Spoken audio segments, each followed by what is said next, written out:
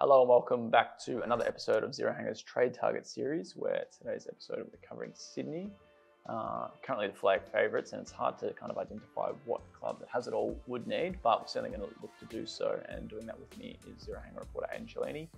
Aidan, looking forward to this one? Yeah, I mean, as you kind of said off the top there, it's kind of hard to see what the club needs. It seems like they have it all, but we'll do our best shot. Yeah, so I think what has given us some ease is the last probably month or so, and seeing some weakness in this Sydney Swans side. Still certainly premiership favourites in my eyes, and they've just got stars across all lines and some great depth as well, which has I think really worked for them this year when they haven't had some of their top line players in. That next man up mentality is really paying off for them, and it's going to make things really hard for them come selection if they do get to some full fitness, certainly by September. But there might just be a position or two that they might want to add to. Obviously, they had such a busy off season last year, and it kind of made for it might make for a bit of a quiet one in 2024. But we've got 5 names listed down. Doesn't mean they'll go for all 5, and that's probably a good reason to maybe look at one position, 5 players from that position, and I think what they might want most is a key defender. There's probably a little bit to play out for the Swans just with where they see their key defensive stocks. Obviously, Tom McCartan and Lewis Melican have been rock solid this year, and maybe it's a third option for them. Dane Rampy, has maybe a couple of years to go, and then you can add in your Jake Lloyds and your Harry Cunninghams as well. A bit smaller, but I think a tall defender might be the way to go for the Swans in the off season. Yeah, absolutely. I think, especially what we saw on the weekend against the Bulldogs, they had 3 tall forwards. Now, not every club lines up like that, but when Melican goes down, when Rampy's not available, they are looking pretty thin down in defence. So just to bolster up that area of the ground for the Swans and make sure they do have someone coming in, even if it's next week from the VFL, or having that extra tall down back on game day. I think that's what we've landed on, is definitely an area that they could look at to improve going forward. One thing to remember as well for Swans, and one thing that they'll be certainly excited for, is having 2 first-round draft picks for this year's count. Obviously, they got one of North Melbourne's assistance package picks, and that'll fall at the end of the first round. And if they do win the premiership, that's another end of first round pick. So 2 selections that, if you package them together, they're probably not going to get to move up too far in the first round. And so I think they'll certainly look to hold on to those and get the most out of they can. 2 selections in a really strong draft class that bats quite deep. And another name to consider, probably not a first rounder by any means, but one that they'll certainly look to bring in, is Joel Cochrane, who is a key defender, mid 190 centimetres, I think. I think he's been utilised in the ruck, just given his height for his age, but certainly a key defender for the future for the Swans to likely have on their books. So that will come into some factor, but I'd like to think that if they are to add to their list at all this off-season, it might be through adding some height down back, as the void that you mentioned on the weekend, where they had to use Logan McDonald as a key defender. I don't think John Longmire would like to do that ever again. So let's have a look at a few names, ranging in kind of size and age and contract. I think they're all uncontracted though, so all at this point in time should be available if a club is kind of keen to make a move, as they're yet to settle their future for 2025. First name on the list, and the most experienced of the lot, is Dougal Howard at St Kilda. Would be his 3rd club if he was to move on after starting at Port Adelaide, and I don't think he's one the Saints fans would like to let go of, just given Josh Battle's future's up in the air, and kind of the lack of quality they might have if Battle leaves and Howard leaves, and just leave Cal Wilkie on that last line. But it is one that maybe the Swans could consider. I think Howard's kind of been, his form certainly fluctuates, but the Swans got a great look at what he can offer when the Saints knocked him off a month ago at Marvel Stadium. He was fantastic in that game, and really one of his better performances throughout his whole time at St Kilda. And I thought, that just he can be one to kind of step up to the occasion. And look, he might not be ahead of Melican, certainly not ahead of McCartan, but at least he can fill in that 3rd void when needed. Yeah, I think Dougal Howard is probably one. I mean, if you're the Swans, it players like this, you do look out of contract. So it's definitely someone that they could bring in to help either look at their next team without Rampy. I think maybe mid to early 30s. So he's not going to play forever. He's got a couple more years left, you'd think. But as we saw on the weekend against the Dogs, they when they lacked height, they were vulnerable. They were left, Logan McDonald went down back, so it's not necessarily a good thing for John Longmire. So Dougal Howard is 28 years of age. He kind of comes in, and the Swans are here for the here and now. They've got a lot of young talent still coming through, but they've kind of timed it perfectly. They've got a great sprinkle of experience as well as youth coming through. So they're right here for the here and now. They're clearly a game and a half on top of the ladder.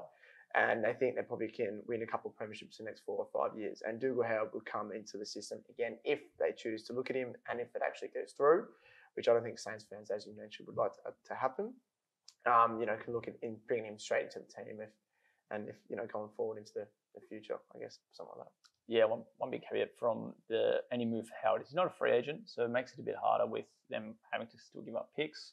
As we mentioned, they've got 2 first-round picks. None of them are going to be on the table, obviously. And then I think the next pick is in the mid-50s. So you're likely looking at probably a future selection, just given I don't think the Saints would be satisfied with a pretty late pick, and nor will the Swans be giving up a first-rounder. So they'll have to find some middle ground there somehow, and that's probably with a future selection. But it just makes it a little bit more difficult when you're a competing club and you want to bring talent in. You also want to keep your good picks. And you certainly have to give something up for Dougal Howard because given it need to be a trade deal. The next one on our list, I think, would be maybe the one that the Swans would love to have the most, but he's certainly probably going to be the hardest to get, and that's Buku Khamis, who's having a great season down back for the Bulldogs, particularly over the last few weeks. When Liam Jones was out absent through injury. Rory Lobb we've seen step up, but I think Khamis has been just as impressive down back, just with his interceptability. This is a player who kicked 40 goals in the VFL last year, had a great season, but just couldn't break into the team. And now Luke Beveridge has identified probably the best role for him going forward. And maybe that's something that, should there be some sort of move to Sydney that Khamis can offer. If one of the forwards goes down, he can certainly play forward because I think they might lack some key position options in attack as well. So he could be a perfect swingman for them. Yeah, well, the Pies were interested in him a couple of years ago. So there's clubs looking out for a player of his calibre that can play both ends, that can intercept, that can take the ball at its highest point and obviously play at both ends, which is quite a great commodity to have. Clearly, he's been one of the Bulldogs' best defenders in the last few weeks and has kind of come out on his own. So you would think the Bulldogs would be reluctant to even consider him an option unless some sort of crazy deal does come through. But from the Swans' perspective, it's someone that just slots in straight away. Kind of fits in alongside McCartan and Melican, and as you said and mentioned, can go up the other end as well if need be. If it's just not working in attack, if Logan McDonald is struggling to get his hands on the ball, even Joel Marty as well. So definitely an option or type of player that the Swans would love to get on their list. Yeah, just even stepping aside from the Swans, Khamis didn't have a contract until October last year. Signed a 1-year deal, so he's off contract again this season. And you think just with how busy the Bulldogs' retention period has been, locking in over the last 12 months, locking in Norton, Ugle-Hagan, you'd like to think they get English done as well. And now they've had a few others obviously re-sign throughout this year, and it's been quite busy for them. If they don't have the needed wiggle room, a club certainly could come in and offer a pretty big deal if they see that kind of value in Buku Khamis. City probably won't be in that boat though, just given their own kind of signing spree that they've had this year to lock away that star 5 that they needed to. So it's an interesting one for him, given he's still unsigned, but you'd think his new form is certainly going to get him a new deal at the Dogs, or if not, a bumper deal elsewhere. Next one on our list is James Borlase. Maybe not the biggest name, but really we're talking more of a depth option here. And he plays a similar role at Adelaide, but it's really hard to backline to break into when you've got Mark Keane, Nick Murray, Jordan Butts, and Josh Worrell. Add Max Marcolani into that mix as well. More of a smaller option, but Borlase is a big-bodied defender, good lockdown. I think he's shown a fair bit, and he's a free agent this year, given he was delisted and relisted last year at Adelaide. So it doesn't come at any cost trade-wise. He can choose to depart the Crows and walk to Sydney if that was his desire. So that's obviously the big tick in this, and he's 22. He's got a lot of room to grow, I think, still, but he's got a lot of time to do that. Yeah, I think a key ingredient in a player like this, it won't cost the Swans much. As you mentioned, they've kind of re-signed almost everyone. They've kept everyone, which means they're probably, to our imagination, not that much wiggle room in terms of finance cap, salary cap, and maybe also space as well. So a player like Borlase, he has shown a bit in 2024, but has fallen probably behind the pecking order, as you mentioned, of some of those players, but won't cost a bit. So if it's an option for the Swans, definitely someone that could be brought in cheap and can kind of fill a void going into the future when potentially Rampy departs and maybe some of the other defenders as well. Yep. Another cheap option, but not a free agent, is Charlie Dean at Collingwood, who have got on our list. Another one who's unsigned. Another one who probably isn't holding on to a best 22 spot as we currently sit, which is probably a bit disappointing, just given the opportunity that was on offer this year. Obviously, Billy Frampton's moved back and been their full-time key defender in the absence of Nathan Murphy, but Dean's kind of fallen in and out, whether that's form or injury. Both have certainly come into consideration, but yeah, I think maybe he could be a nice cheap option if his future isn't at Collingwood, for a nice one for the Swans to consider. Yeah, well, there's a lot of hype around Charlie Dean. He had a few really strong pre-seasons. I think he got injured in kind of a season-ending injury at the head of 2023 season, and with the injury and retirement, to Nathan Murphy, you thought he would just slot straight in, and he has had opportunity at senior level in 2024, but probably just hasn't grasped it as much as maybe the Pies would hope. And obviously looking to the future now, they probably would want to keep someone like him, given the fact Jeremy Howe's likely to retire maybe the end of next year. I can't imagine him playing in 2026. So you'd think Charlie Dean's age is 23, so maybe 24, 25, the Pies would hope that he comes on. But again, from the Sydney Swans perspective, it's someone that comes in, again, it adds that depth to that role. They can probably play a role in a system. I think he does that really well to an extent.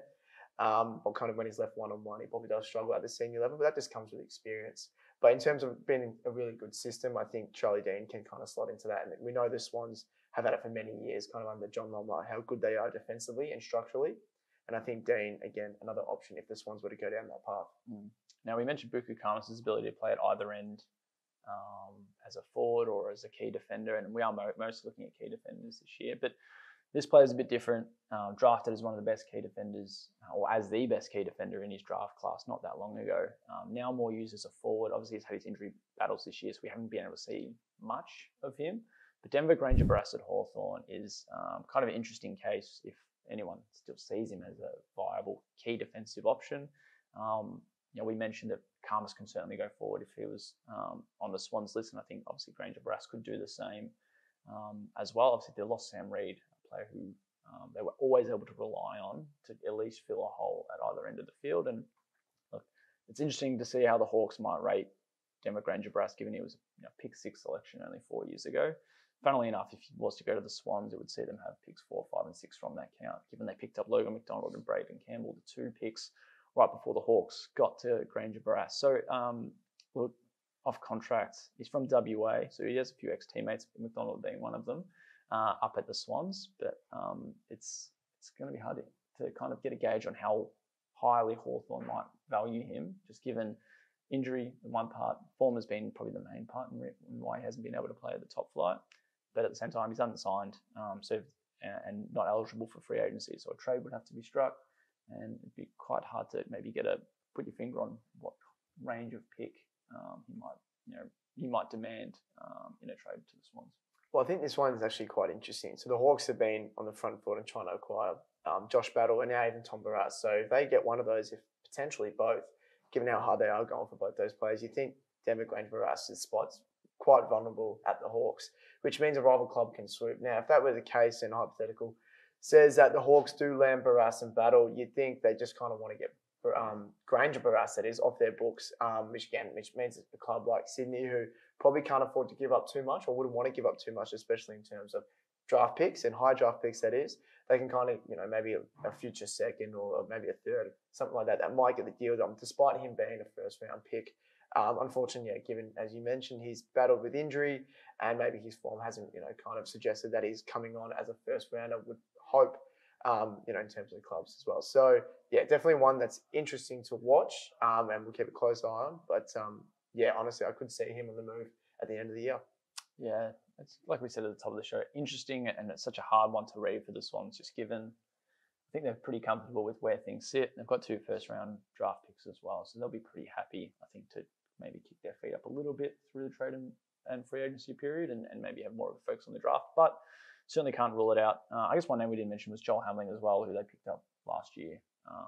Mostly been used as a key forward, which is probably why maybe in our calculations that a key defender might be a preference as well, compared to a tall forward or someone else. So, that wraps up our Sydney Swans trade targets episode. Obviously, we'll roll into West Coast in our next episode, and that's going to be a pretty juicy one, I think, with some of the names that could be tied to the Perth Powerhouse Club. And obviously, you can catch all our other episodes on our YouTube channel. And you can catch all the latest news, views, and opinions at zerohanging.com.